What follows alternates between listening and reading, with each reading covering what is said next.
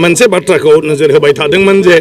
जोंनि फरायसा फरायसुलिफ्रा जायफ्रा गामि ओनसोलाव फरायो जोंहा गोबां सरकारिबोआनो जा बा गुबुन भेन्सारानो जा बा प्राइभेटआनो जा फ्राय जोंहा माखासे अभाब दं मोनसेया जाहैबाय फोरोंगिरिनि अभाब मोनसेया जाहैबाय रांखान्थिनि जेंना मोनसेया जाहैबाय फोरोंगिरिखौनो मोना खायफा खायफा जायगायाव आरोखि ओंखायनो समय मथे कर्सआ थांस्लाबा बेनिखायनो एपनि दारै माने मबाइल एपनि दारै मबाइलावनो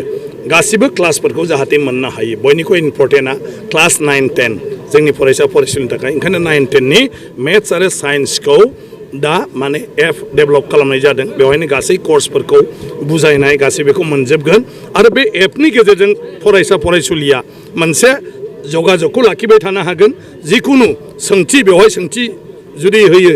लिरो अब्ला बिनि फिननायखौ मोनगोन आरो सानफ्रोमबोनि बायदिसिना गोदान गोदान आपडेट बे बुस्थुफोरखौबो बे एपआव मोनबाय थागोन नायबाय थानो हागोन खालि 9-10 नि फरायसा फरायसुलि नङा जायफ्रा UPSC APSC आरो थार्ड ग्रेड फर्थ ग्रेडनि इन्टारभिउ होगोन बिसोरबो कारेन्ट एफेयार्सखौ बेवहायनो मोनबाय थागोन आरो बायदिसिना सोंथिनि फिननायखौ बेवहायनो मोनबाय थागोन बायदिसिना कुइसन पेपाराबो बेवहायनो आपल'ड जाबाय थागोन आगोलफोरनियाबो मारै मारै कुइसन फैयामोन बिनि एन्सारफोरखौबो मोनगोन आरो गोसोआव माबाफोर सोंथि दङब्ला बे सोंथिखौ जुदि सोङोब्ला बिनि फिननायखौबो बे एपनि माने दारैनो मोनगोन खारन बेखौ जायफ्रा सालायबाय थागोन बिसोरो गासिबो बेफोर प्रब्लेमखौ सल्भ खालामनानै होबाय थागोन गतिके आं मिजिंथिदों बे एपखौ बाहायोब्ला बर' फरायसाफ्रा गोबां माने मुलाम्फा जागोन ओंखायनो दिनै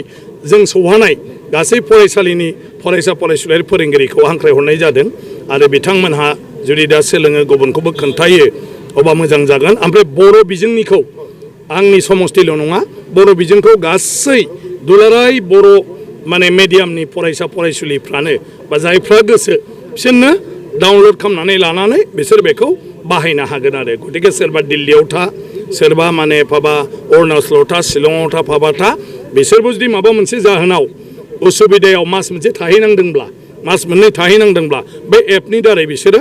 माने मेथ्स आरो साइन्स आरो बायदिसिना जेनेरेल नलेजखौ बिसोरो बेवहायनो बे एपआव सोलोंबाय थानो हागोन बा मोनबाय थानो हागोन गासैबो आरोखि गतिके आं सानो लाइमोनफोरनि थाखाय बे गोबां माने हेल्प जागोन मात्र एसामिस मिडियामा अनलि आंनि समस्थियाल' बाहायनो हागोन मानो होनोब्ला बेवहाय माने नेटवर्कनि माखासे प्रब्लेम फैगोन जुदि लाख लाख मानसिया बेखौ बाहायोब्ला ओंखायनो भेरगाव आरो टंला समस्ति पुराना पानेरि किन्तु दा बारायदेरबावबाय ओंखायनो भेरगाव आरो टंला असमिया मिडियामा खालि बिनि स्टुडेन्टसाल' बाहायनो हागोन बेखौ दस्रायाव बियो बाहायजानाय नङा खिन्थु आं नाजादों जे उननि समफ्राव माखासे माने मेकानिजमखौ दिहुननानै बयबो माने असमिया मिडियामनि फरायसा फरायसुलिखौबो बे एपखौ बाहायनो हानाय खालामनो हायो नामा मोननै बेले बेले हा ना खुनु आंहा आइडिय'लजि गैया जे जों जाहैबाय सुबुंनि खामानि मावनो थाखाय रायजोनि खामानि मावनो थाखाय जोंनि जिथु जिउ जीबन बे जिबना जाहैबाय सानफ्रोमबोनि जिउआव रायजोनि जि जेंना बे जेंनाखौ बोरैहाय जोङो बोखारनो हायो गतिके गोबां फरायसालिफ्राव जों बेफोर जेंनाखौ नुदों आं MLA जानायनि उनाव गंसे फरायसालियाव फुराफुरि सासेबो फोरोंगिरि गैया बेवहाय टिउसन फिस होनानैब्लाबो आङो मदद खालामदोंमोन नाथाय बेजों बोसोरसेल'सो खालामबाय थेवबो फेलखौनो जाजोबदों बेनि उनाव खिन्थु थांनाय बोसोराव माने बेवहाय 15सा फरायसा फरायसुलिया पास जाबाय आरो बेबायदिनो माखासे स्कुल दं माने भेन्सार जेराव फरायसाफ्रा माने टिउसन नङाब्ला बिथांमोननाव फोरोंगिरियानो गैला भेन्साराव दा बेफोरबायदि स्कुलफ्रावबो गोबां मदद खालामनाय जादों नाथाय बेबायदि मददजों लाख लाख थाखा खरसा खालामबाबो जेबो फैया बेनि उनाव आङो मोनथिनो मोनबाय जोंना बेखौ जायफ्रा डेभेलप खालामदों बिसोर आंनो सलिउसनखौ होबाय जे जों ओरै खालामनो हायो खिन्थु एसे खरसा थांगोन दा बे खरसा थांगोनखौ रायलायलायनानै आं नुबाय जे बेखिनि खरसाखौ आं एफर्ड खालामनो हायो बे हिसाबै बिथांमोनखौ दायित्व होनानै दा बे मबाइल एपखौ बानायनाय जाबाय जि जिनिसानोखि दा खेबसे रां गारबाय अदेबानि बियो माने कर्स सोलायागौ मानि बे सोलिबायनो थासिगोन आरो कर्स सोलायागौ मानि ओमफ्राय गासिबो बे डेभेलपारफ्रा कन्टिनिउ माने बे माबाखौ मोनसे जायगानिफ्रायनो सानफ्रोमबो बयनिबो सोंनाय फिननायफोरखौ बेनिफ्रायनो हरबाय थागोन आरोखि होबाय थागोन आरोखि दा जेराव नोङो गंब्रै गंबा स्कुलखौ मदद होब्लानो बेसेबांबा जोंनो नांगौ मालाबा कोचिं क्लास खिनियावनो जोङो सहाय खालामनो हाया अदेबानि बे एपनि गेजेरजों दा बयखौबो सहाय खालामनो हासिगोन आरो जोंनि गथ' गथाया मबाइलजों गेलेबाय थायो नालाय बे मबाइलजों गेलेनायल' नङा जासे जिखुनु समावनो बिसोरो साइन्स आरो मेथ्सनि क्लासखौबो बेवहायनो नायबाय थानो हासिगोन आरो थांखांनायफोरखौबो बिसोरो नागिरफिननानै फिन बुजिफिननो हागोन आरो गतिके आंहा जेबो गैया थांखिया बेल' जे माब्रैहाय आथिखालनि समाव गामियारि जे फरायसा फरायसुलिफोर दं जायफ्रा माने फोरोंगिरिनि अभाब अबा टिउसननि अभाब माने बेबायदियाव भुगिनानै माने थालांदों कर्सफोरखौ फोजोबनो हायाखै बेफोरबायदि फरायसा फरायसुलिया जाहाथे एसेब्लाबो मदद जायो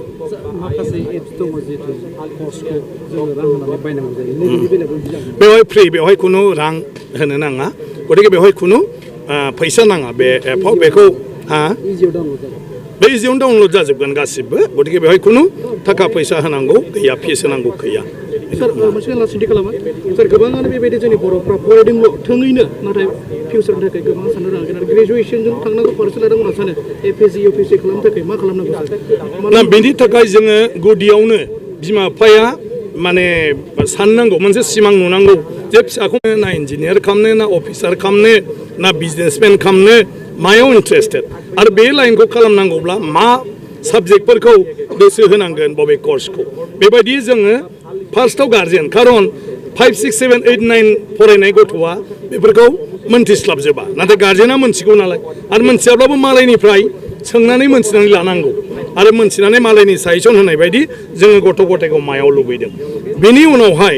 नोङो गथ' गथाया 10नि उनावहाय गाव गावनो साननो हानाय जागोन बिसिनि थांखिया सोलायनोबो हागौ बिमा बिफाया हास्थायनाय बायदि नाथाय अब्ला बिसोरखौ बे जि जानो नागिरदों जेखौ फरायनो नागिरदों जुदि गाइड होयोब्ला बेखौ आरो मदद होयोब्ला बे लाइनखौ होसोनो हायैनि खोथा गैया इउपिएससि एपिएससि जेबो गिदिर बाथ्रा नङा नाथाय जोंहा बेसिक माने जि मोनसे गियान थानांगौ बे गियान गैयैयाव जोङो बे बुस्थुखौ सरासनस्रा फरायसानि नङा खोमा होननानै जोङो सानो आरो गतिके इउपिएससि एपिएससिखौ सोलोंनांगौब्ला जों बे स्कुल कलेजाव जेफोर फरायनाय बेफोरनिफ्रायनो बेबो फैजोबो आरोखि नाथाय खेबसेयावनो जिहेतु गोबांथार नलेजखौ बुथुमनांगौ जायो बिनि थाखाय जुदि खस्थ' खालामनानै फरायाबा बे एथबां गोरलै नङा दा जोङो जायफ्रा इउपिएससि एपिएससियाव बाहागो लानो सानो बिसोरो हायार सेकेन्डारि पास जानायनि उनावनो आरो मेट्रिकनिफ्राय हायोबाथ' मोजां जुदि बिमा बिफाया मदद होयो इनफरमेसन होयो बिजाब होफैयो बा मबाइलाव बबेखौ माने नागिरोबा चार्ज खालामोबा मा माखौ फरायनांगौ अब्लाथ' गाइड होलांबा बेवबो मोजां खारन एसे बेसिक नलेजखौ जोङो लालांनांगौ नाथाय डिग्रियाव फरायजेननायनिफ्रायनो जोङो बेसिक माखासे बिनि कर्सफोरखौ जोङो सोलोंलांनांगौ लेखाखौबो फरायलांनांगौ खारन नों जुदि इउपिएससि एपिएससि होनोब्ला ग्रेजुवेटआनो नोङो क्वालिफाइड बेवहाय खुनु पार्सेन्टेजनि खोथा गैया मेरिटनि खोथा गैया ओंखायनो सिम्पल नोङो फार्स्ट क्लास 60% टारगेट लाबानो जाबाय 45आव सेकेन्ड क्लास पास जाबाबो जेबो नङा नाथाय नोङो इउपिएससिनि थाखाय जुदि एसे प्रिपेयार जाखायोबा ग्रेजुवेट जानाय लोगो लोगोनो नोङो इउपिएससियाव माने प्रिलिमिनारिखौ हाखायोबा 1 बोसोर उनावनो नोङो माने मा होनो प्रिलिमिनारिखौ हैनो हानाय जाबाय प्रिलिमिनारियाव जि माने एग्जाम जायो बेखौ बोसोरसेयावनो हैनो हागोन आदारवाइज